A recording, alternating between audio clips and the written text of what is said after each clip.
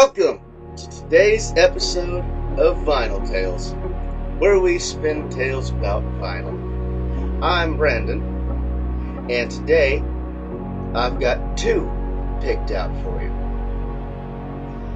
The first thing is a song that was released a very long time ago, but even though it was well liked, it had an unfortunate beginning. The second is an album that turned a book into a soundtrack and was so well composed that even now it's still receiving very high praise about its quality. Stick around and I'll tell you all about both of these today on this episode of Vinyl Tales.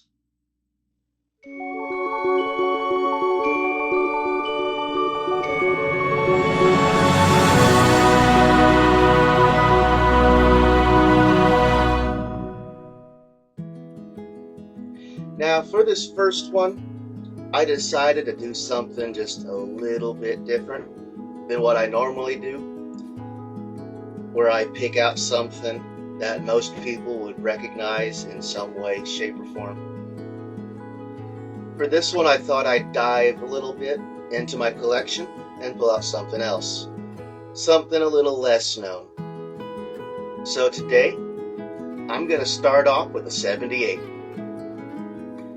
78s were actually made up until about 1960, so they overlapped the LP for a little bit over a decade.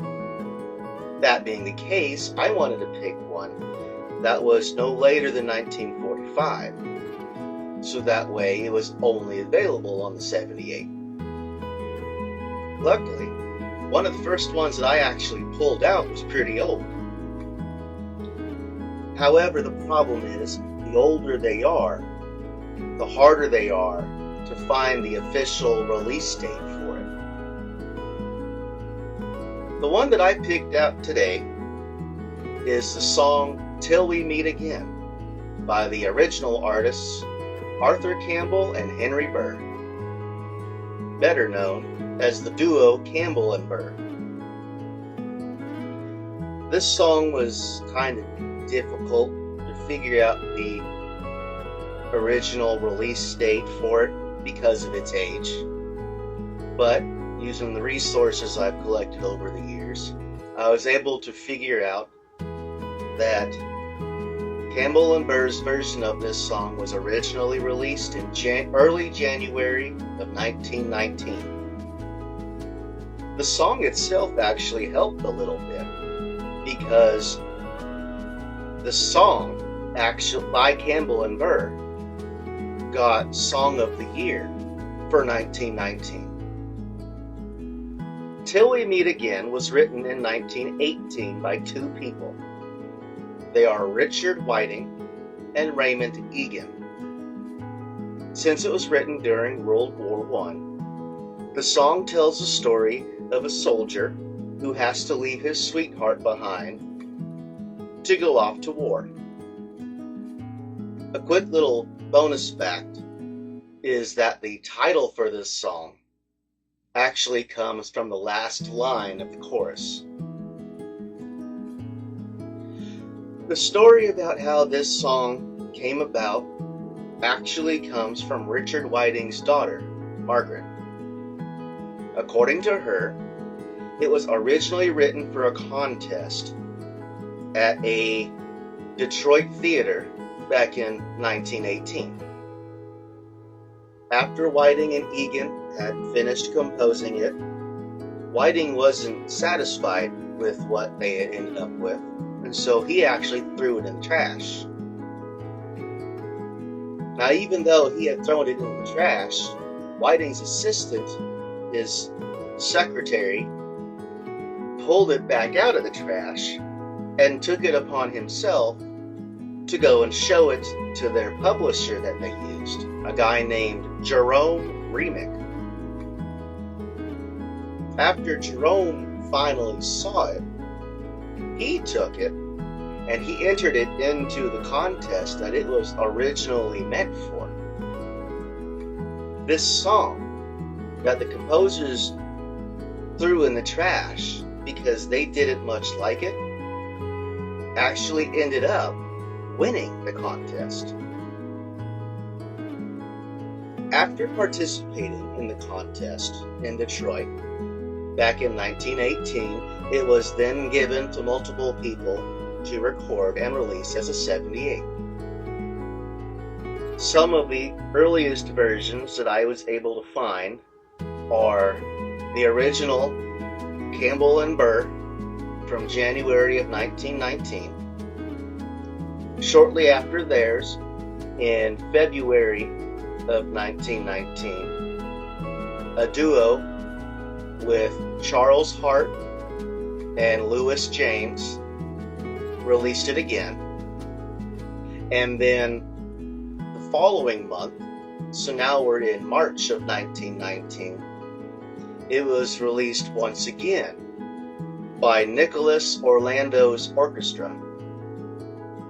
So this song was so popular, it was so well liked, that it was released 3 times in 3 months by 3 different people. It even went so far as to jump the pond, because the English football team, Huddersfield Town, actually adapted the song in the 20s to play at their games, and they still sing it to this day. Even though this record is pretty old, the song's pretty old, it's actually been covered by people all throughout the decades.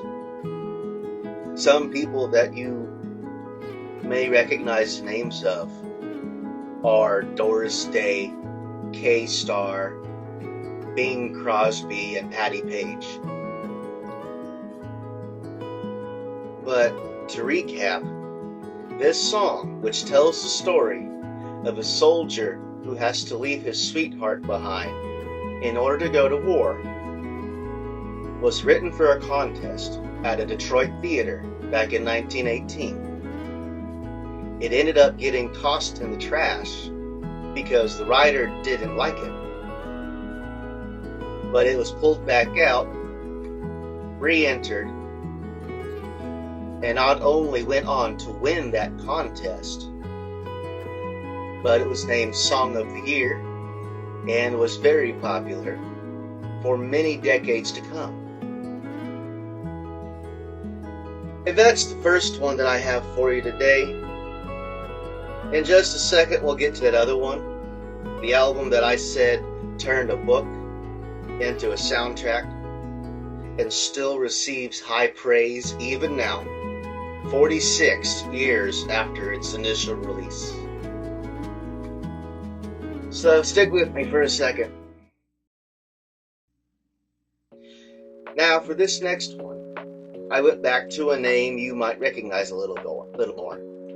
So I picked one that was released on June 9th, 1978.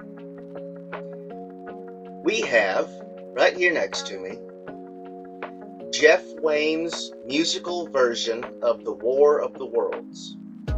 This album is a dual album that a man named Jeff Wayne created based on the book The War of the Worlds by H.G. Wells. It may sound like a soundtrack album for the movie, but it's not.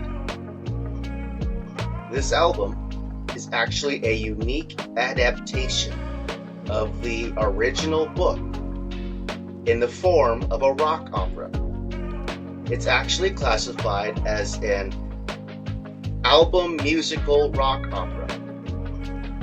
After its release, this album has spawned video games, DVDs, and it's even got live shows performed on stages all over the place, all based off of this album.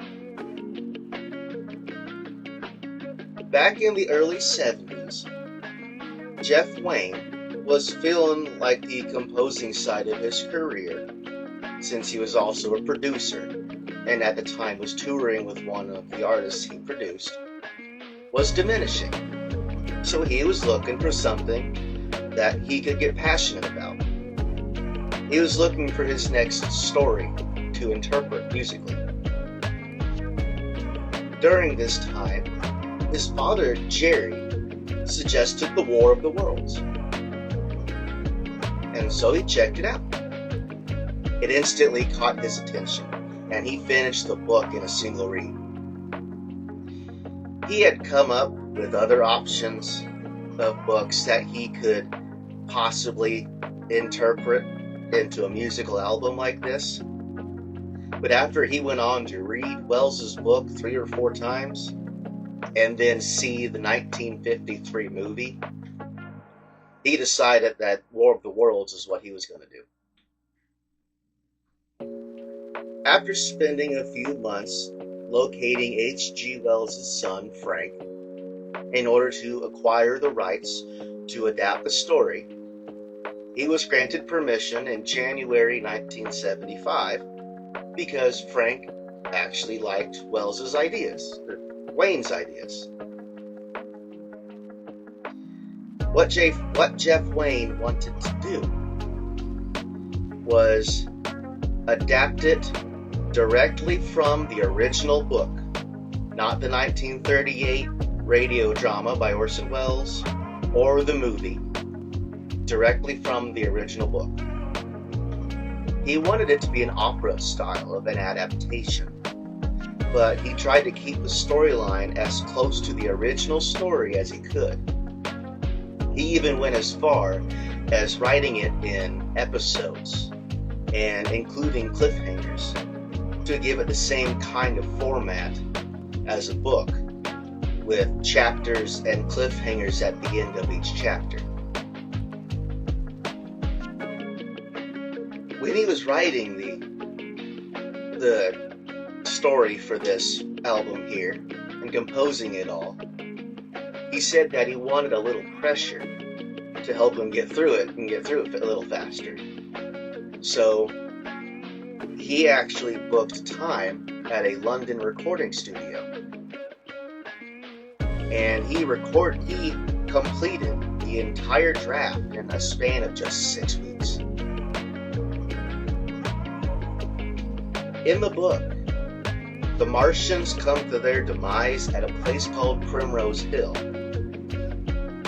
Now, Jeff Wayne actually lived pretty close to Primrose Hill, and so he'd go walk his dog, and while he was walking his dog, he'd stop and he'd sit on top of this hill, and he'd imagine in his head what it was that H.G. Wells was describing.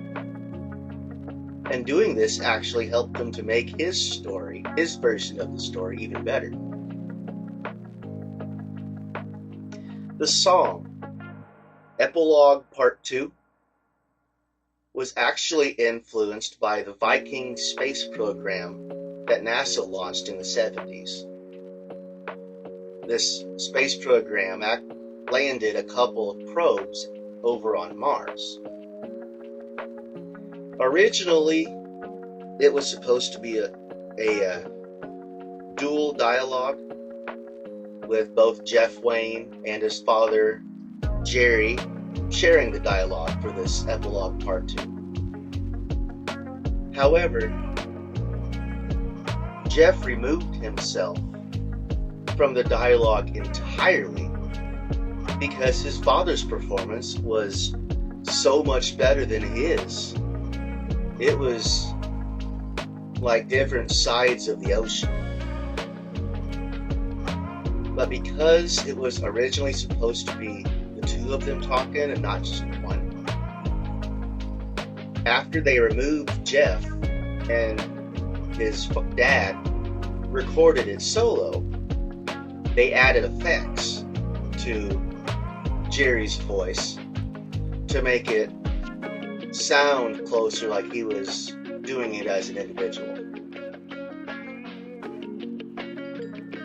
Because Jeff Wayne wanted to stay true to the original story, he based it in Victorian England, but this eliminated the possibility of using Americans as the cast. This being the case, he actually got a hold of Richard Burton and had him come in to narrate the story. This being technically a story, you've got to have characters, which means voice actors. Some of the other well-known people that he used in assistance with recording this album are David Essex, Phil Lynott from the band Thin Lizzy, Justin Hayward from the band The Moody Blues, Chris Thompson from Manfred Mann's Earth Band, and he also had some others that were supposed to come in and help, but they didn't due to some difficulties. Some of them are Carlos Santana of Santana. He was supposed to come in and do some guitar riffs, but due to errors in the contract, he didn't. Paul Rogers from Bad Company was actually supposed to come in and play Phil Lynott's part, but he didn't think the part was good for him, so he backed out. And it was also originally supposed to have Roger Daltrey from The Who, but he didn't do it either. After the recording was all done, the original version of this album was actually just over 2 hours. But the length of this album, if you look it up, is just like a few seconds underneath 95. Because in order to make it fit on a dual album, they had to trim it down a little bit.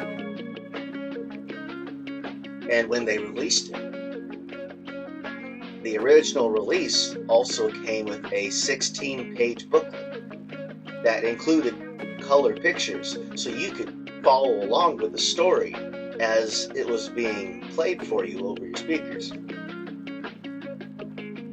When the album was released, of course it had to have a launch party at none other than the London Planetarium, where the playback was accompanied by its very own laser show. It has been awarded many awards and received lots of praise for all kinds of categories, including music, entertainment, and storytelling.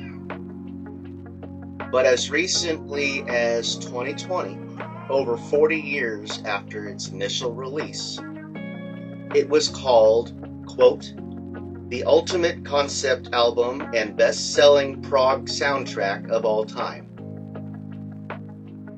That was in 2020, which isn't only but 4 years ago.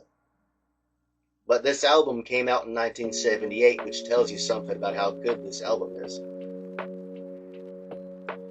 When Jeff Wayne was originally showing this album to CBS to see if they would release it, unbeknownst to them, Wayne had also created a shorter, abridged version of it that would fit on just one record instead of the two, so that he would have something to give the radio stations to play over the air and advertise it. However, when this album came out, it was so well received and got so much praise that CBS went and told Jeff Wayne that they wanted him to go ahead and finish that shorter, abridged version so they could even release that as an album as well, as a full album as well. And so in 1981, CBS released highlights from Jeff Wayne's musical version of The War of the Worlds, right alongside this one. So, to summarize, this album isn't simply just another soundtrack released by CBS. But it also isn't just music. This album is a musical interpretation or rock opera of the original War of the Worlds story written by H.G. Wells, kept as close as possible to Wells's original details.